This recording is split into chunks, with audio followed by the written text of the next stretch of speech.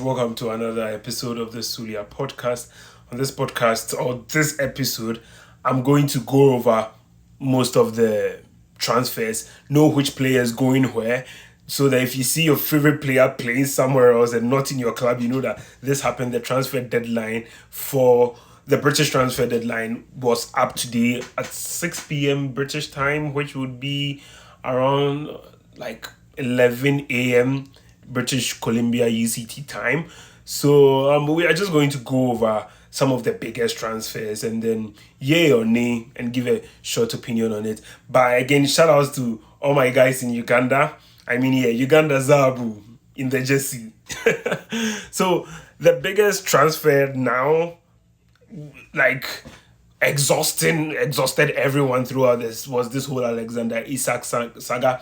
Finally, Alexander Isak has made it to Newcastle. Fabrizio Romano reported he left on a 125 million record deal from Newcastle, and his contract is until June 2023. As to whether this is a hit or miss, to me, it would depend on another transfer which didn't go through, and which was Guehi. This is sad. Guehi, lovely guy. Everybody likes him. You see, difference between being a nice guy and being a bad boy, because bad boys, they get the goodies. So Guehi was supposed to move to Liverpool, and the deal has collapsed, according to Fabrizio Romano. Despite the medical deal done and the sheet submitted, Crystal Palace did not approve the move as they wanted Igor, and the Igor deal did not work out, so they didn't see the need to let Guehi go. But then this is sad, because everybody and their mother knew that Guehi wanted to move to Crystal Palace and wanted to move to Liverpool, and Guehi would have been a very good addition to that Liverpool side, because Charlie, the Liverpool defense leaks. It leaks like some petrol. It's really bad.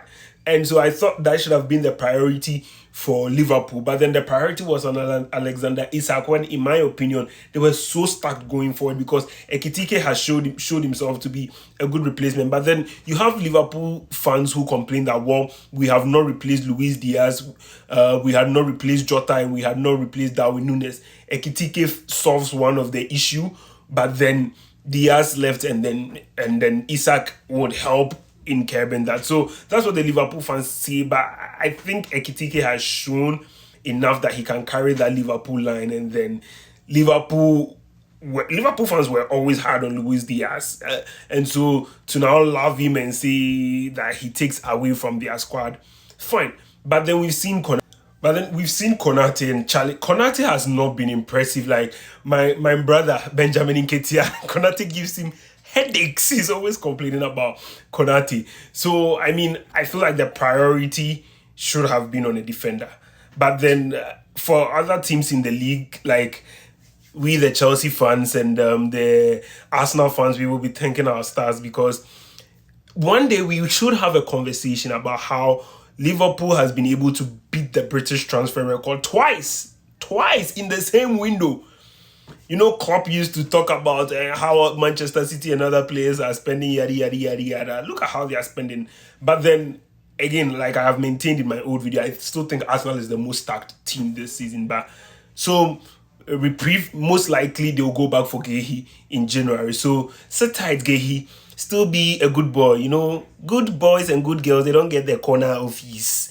Back to staying with Liverpool, Harvey Elliott has completed a transfer to Aston Villa for 35 million from, I think there's a buyback clause with this. What do I think about this? I think Harvey Elliott is really underrated. He's a very good player. And sometimes we've seen with how Jack Grealish is currently performing in Everton, some players do not necessarily have to be in a big club to perform. Some players really shine when they are in not necessarily a low club, but like a middle club. And I think Aston Villa has had a horrendous start to the season. Oh my God, I have to stop investing in Aston Villa assets for my FPL. God, I think Harvey Elliott changes a lot. We've seen the likes of Rashford go to Aston Villa and then do so well. So that is really thumbs up, and that's a good signing. Also, Gigi Donnarumma to Manchester City.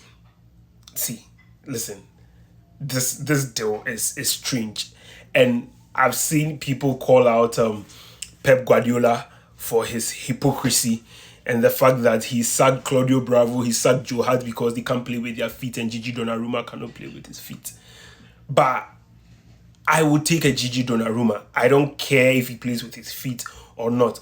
And we have to see the ability of Pep Guardiola being able to he does not have like a fixed set of play. Playing from the back can be done. I mean, you don't necessarily need an Edison. Enrique sort of have a very similar style to how Pep Guardiola plays with the pressing and everything. I think he can make do. Pep Guardiola is not like some coach who cannot stop playing one particular formation. He can play a lot of formation, I think. So I holistically believe that this is a good signing for Manchester City. Now let's move to the other side. Up north, Manchester United. Rasmus Højlund has moved to Napoli. It's a 6 million loan fee, 44 million buy option clause, which will become mandatory under certain conditions. Again, Rasmus Højlund, I'll be very honest, Manchester United, you didn't get your penny's worth. When I was in Copenhagen, shout outs to my guys in Copenhagen, I should have bought a Denmark jersey. Shout outs to Matthias and Andre and all the guys over there. Like, they don't even believe in Rasmus Højlund. Like, I think players like Rasmus Højlund need clubs to grow along in Atalanta. Just like you see how Haaland is predominantly a better player, but Haaland also had the ability or the opportunity to grow again from Salzburg to Dortmund. He didn't get the opportunity to grow. I think Napoli is just the best thing for him, because now anybody's mama can recycle to Napoli and then they will do well. So good on him. This is a good transfer. And Manchester United finally has their player in Lamens. United, there's one thing about United. I don't want anybody to come and complain. I don't want any United fan to come here and come and complain. The way Coach Nimley, and I'm referring to Coach Nimley, the way he has made noise about this Lamens guy, they always pull up someone from nowhere. That's the thing about it. They always... Personally, I follow soccer. I'm not going to act like I know this guy or this guy is like the next big thing. So currently, United has Lamens buying there on Onana. I kind of feel bad for Onana because now his position, it's clear that Ruben Amorim does not fancy him. So he's going to be like a third choice goalkeeper. That's wild. That is wild. So United have their goalkeeper in Lamens. Let's go to Spurs. Spurs had Xavi Simons, which happened last week.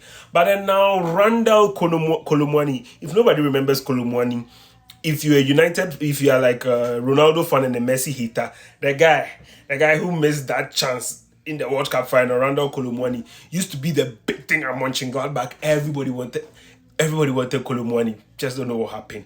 Went to PSG, didn't work out. Was on loan on Juventus, and then is back in Spurs. Let's be honest, Spurs is looking pretty decent. Over the weekend, they were pretty shambolic though, but then the attack looks stuck because now they have Xavi Simons, who came from RB Leipzig. They have Randall Colomwani, and then they have Mohamed Kudus now in the attack. Spurs is looking pretty decent, not bad business. He's a good body to have. He's not going to rock your world or anything, but then he's a very good body to have. So, I mean, that's a good deal. Looking at some of the deals, let's go to Newcastle. You see, this world, what's good for the goose is good for the gander. So Newcastle have signed Yoram Wissa from Brentford. Remember, Yoram Wissa was also on strike. The bad boys, you see, the bad boys are all getting their move, but the good boys, they're still in their club.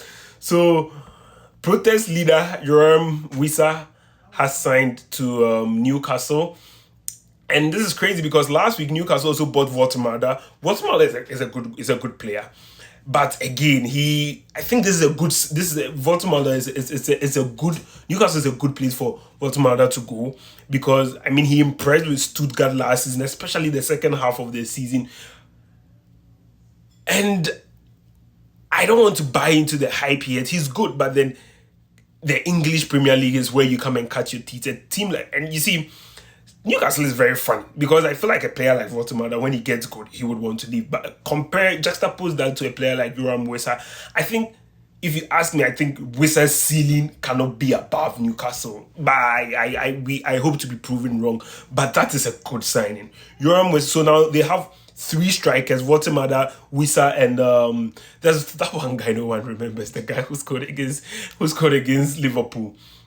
So Newcastle are stacked when it comes to the attacking department. So I mean, they now have some Isak money which they can use for other stuff. Back to Chelsea, and I made a video about Jackson not going to Bayern Munich and telling him to come back home. But I saw, dang, Jackson. So the Jackson deal with Bayern Munich is on. Jackson is now with Bayern Munich. Chelsea called back Guehi, who is another striker, another body Chelsea can have. It's not bad. Guehi is not bad. At least for the 2 months when Delap is injured, Chelsea can use Guehi. But then Jackson's deal with Bayern Munich is on, and Jackson has signed a loan deal with Bayern Munich. So all the best to our African brother Jackson. But then this is shocking. Manola Akanji to Inter. This I feel like is one of the most underrated deals we've had this season. This is a very good deal because I feel like the defenders with who were not getting much play under Pep Guardiola are still good defenders. You look at Akanji. I know people like to shit on Ruben Diaz, but I still think there's a good player in there. And that is the perfect club to which will suit the needs of Manola Akanji. So that's like a very good deal. Really underrated. But let's move on to our Nigerian brothers. And I think this makes me sad. As to some of the moves, I don't really, in the words of my friends at CTFM, don't call me. It's Victor Boniface has completed his medical and is on his way to join Werder Bremen. The thing is this. I don't need to shit on Werder Bremen, but I think Boniface is that good to have been at a club like AC Milan. The problem are the injuries. The injuries are just a lot. If he would leave Leverkusen, I was expecting him to hit a bigger club, a higher club. AC Milan, to me, yes, AC Milan has their troubles, but then that's a higher club, in my opinion, as compared to Leverkusen. But seems he failed his medical, and then he would have to go to Werder Bremen. We wish him all the best. I mean, but it's sad. That's like a move I wouldn't don't call me. I think there were just too many attacking options for Leverkusen, and he got too injured a lot of time. But with Werder Bremen, I think he walks in and then has a starting place. And then there's Chukwueze, who has also moved to Fulham. I mean, I don't know what Fulham is doing now, but they seem to be the new Nigeria next, because they have Ubasi, Iwobi, now they've added Chukwueze. They just cannot get enough of Nigeria. So that's a good dude. Chukwueze is a very good player, a very good winger.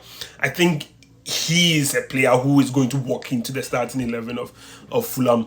That is a good deal. Also, if you are Ghanaian, you'll be interested in the movement of Tariq Lamptey to Fiorentina. Now, that's a move I don't commit. Again, if a player you are not seeing top just go to the Italian league. It's the best place for rehabilitation. Suit your needs, suit your confidence. Would you get playing time? I think Tariq is that good. I don't think he was really under fever under the new manager at Brighton. And so Fiorentina is good for him. That's like a move I don't call me. And then the last transfer, no, not the last, there's so many transfers. Fakunde Buonanotte to Chelsea. I mean, I don't think Buonanotte replaces anyone in the Chelsea squad, but then he's a good body for the Carabao Cups and the FA Cups and stuff. We need the squad depth. When I say we, you know why I'm saying we need the squad depth, and he scores bangers once in a while, so bring. And you have Edison going to Fenerbahce. I mean, I think Edison is one of the most underrated goalkeepers in the Premier League. I still don't think there's been a goalkeeper in the Premier League who is good with his feet as Edison. And we thank him for the time spent in the Premier League. I was a big Edison fan. Going to Fenerbahce and then all the best. I think definitely makes Fenerbahce better. But then Fenerbahce will be playing in the Europa League. Same Fenerbahce who sold Jose Mourinho. Let's see how that goes. And then you have Galatasaray moving in for Ilkay Gundogan. I mean, Ilkay Gundogan's career just after he won the Champions League, went to Barca, didn't work out, came back to City. City is a wrecking mess right now. So, and then I don't think he would fit into the new phase or philosophy of the Manchester City squad. So I think it's best for him to go to Galatasaray. I mean, he's half Turkish, half German, so he's essentially back home. These and many other transfers. God damn it. Shout outs to our guy, Ben Chilwell, to Strasbourg. All the best. Someone said it's just like totally trading to himself. I didn't see that, but then shout outs to Ben Chilwell. These are like some of the biggest deals that have happened this window. Can't wait for the season to start. And please like, subscribe, and share. We need to get more numbers. I mean, on YouTube especially. We are still climbing up in there. We will get there. And so, yeah, nice to come your way. The name is Safo Kwame Oheneba. Have the best, and then watch out for more episodes. Bye.